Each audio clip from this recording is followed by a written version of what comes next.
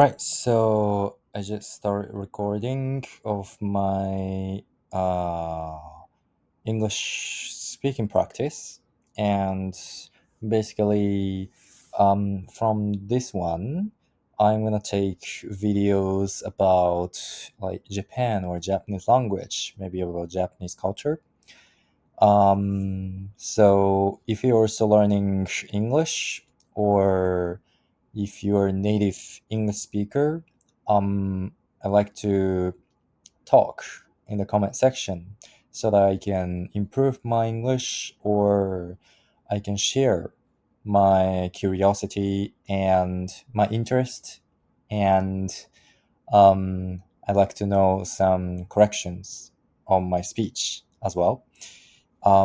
If you're also interested in Japanese culture, feel free to talk about in the comment section. All right, so I'm just gonna start to respond this question. This is the third question. Okay, do Japanese people actually use konnichiwa every day? That's actually really a good question because I always see this word in the textbook, and during Japanese class I keep saying this phrase all the time.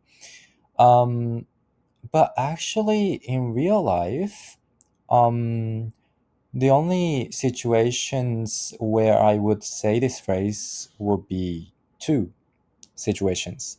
First one is when you greet your neighbor, your neighbor, right? Oops. All right.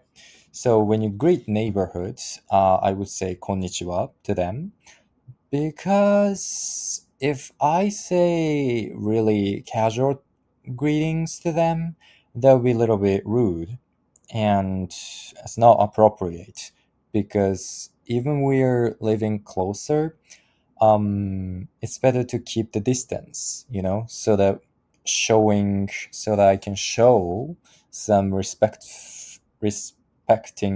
my respecting mind, so I think that's better to say konnichiwa for the neighbors. Hmm. And also, the second situation that I would use would be teacher, like especially in the beginning of lesson.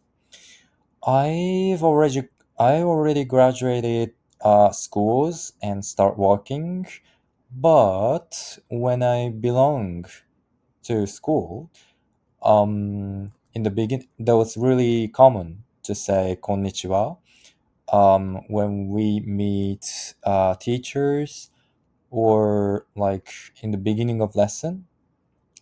I think konnichiwa is pretty much used in the beginning of lesson, and also like on the street to meet when you see teachers on the street at school as well.